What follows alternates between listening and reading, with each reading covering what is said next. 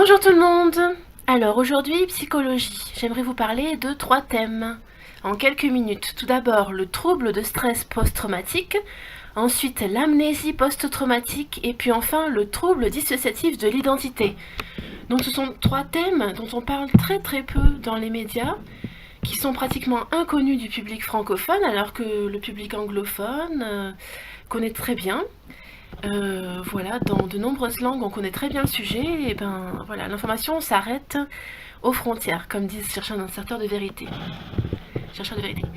Donc tout d'abord, le trouble de stress post-traumatique, qu'est-ce que c'est? Alors selon Wikipédia, trouble de stress post-traumatique ou TSPT désigne un type de trouble anxieux sévère qui se manifeste à la suite d'une expérience vécue comme traumatisante, voire très traumatisante, avec une confrontation à des idées morbides.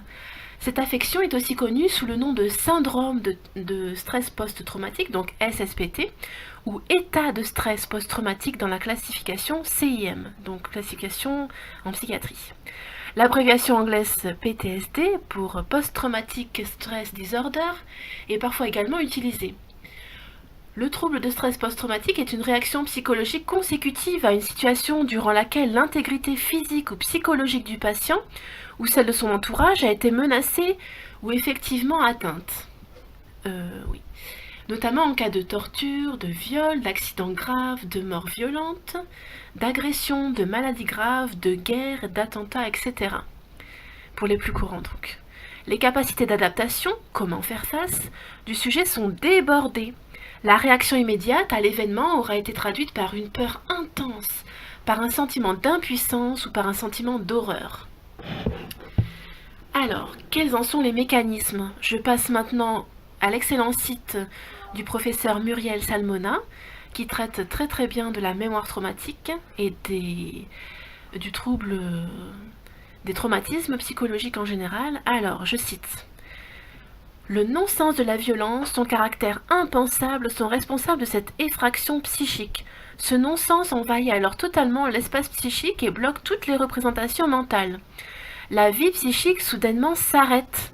Le discours intérieur, qui analyse en permanence tout ce qu'une personne est en train de vivre, est interrompu. Il n'y a plus d'accès à la parole et à la pensée, c'est le vide.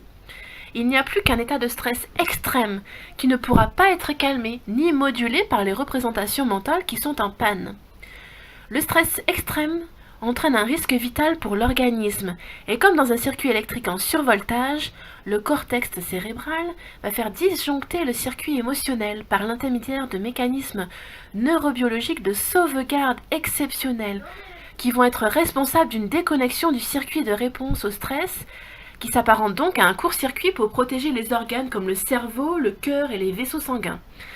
Cette disjonction entraîne une mémoire traumatique, donc une amnésie, et une dissociation avec anesthésie psychique et physique. Donc certains souvenirs vont être partiellement oubliés, mais il y a une partie du cerveau qui se souviendra très bien et qui va juste conserver les souvenirs pour plus tard, parce qu'à l'instant présent, ils sont trop intenses, trop traumatisants pour être revécus et intégrés au cerveau, d'après ce que j'ai compris.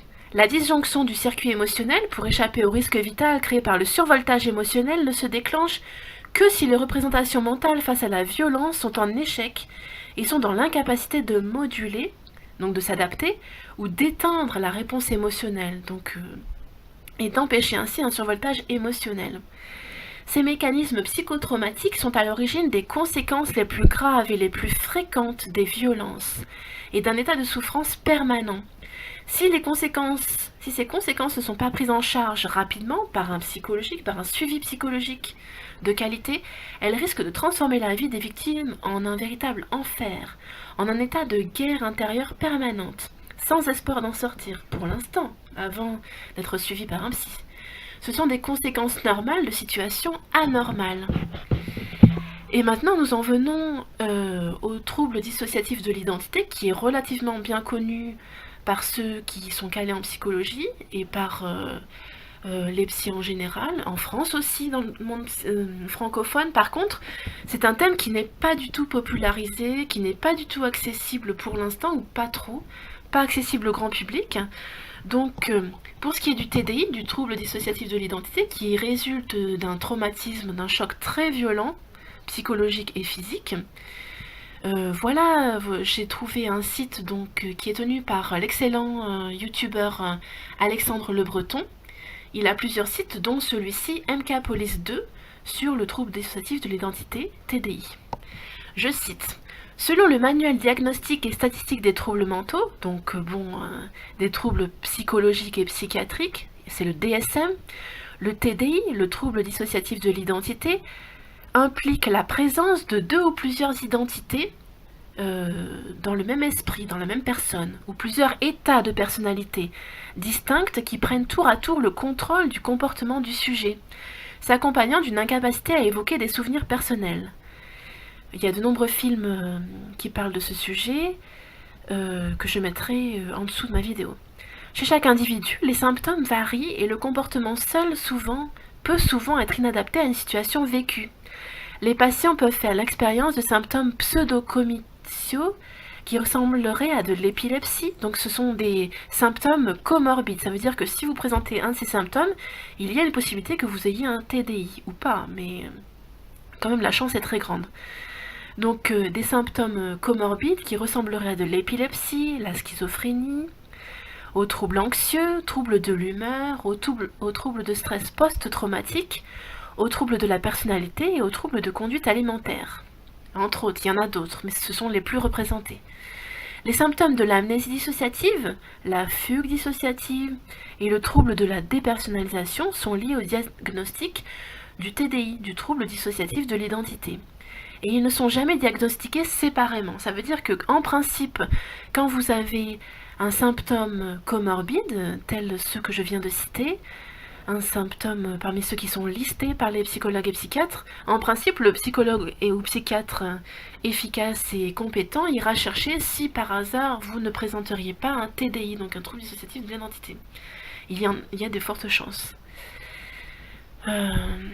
Les individus à la base peuvent être effrayés des symptômes du TDI, des pensées intrusives, des émotions et de leurs conséquences. Donc des fois il y a des flashbacks, des fois ils ne savent pas ce qu'ils ont fait l'heure juste avant ou les 3 jours avant, etc. J'en parlerai dans une prochaine vidéo, parce que là j'essaie de faire court pour présenter plus facilement, que ce soit partageable sur les réseaux sociaux. La majeure partie des patients souffrant de TDI rapportent avoir été sexuellement et ou physiquement agressés durant leur enfance ou leur adolescence, ou même la vie d'adulte. Le TDI peut survenir à n'importe quel âge en principe. Mais la nature de ces rapports reste controversée. Les identités dissociatives, donc plusieurs identités dans une même personne, peuvent avoir un impact sur la connaissance et la mémoire du patient, ce qui peut avoir des conséquences dramatiques dans la vie de ce dernier. Les patients ne veulent pas parler de ces symptômes car ils ont un lien avec les abus, la honte et la peur. Donc il y en a qui se disent « mais qu'est-ce qui m'arrive ?» Voilà.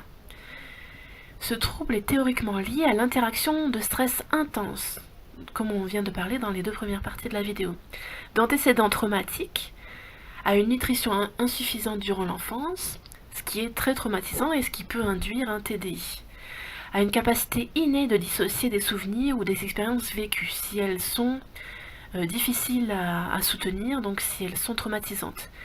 Un haut pourcentage de patients rapportent avoir été maltraités durant leur enfance, psychologiquement, par les pervers narcissiques, physiquement, etc. Les individus diagnostiqués par un psy de TDI rapportent avoir souvent vécu des agressions physiques et sexuelles, spécialement durant la petite à la 2e enfance. Voilà, la suite au prochain numéro. À bientôt!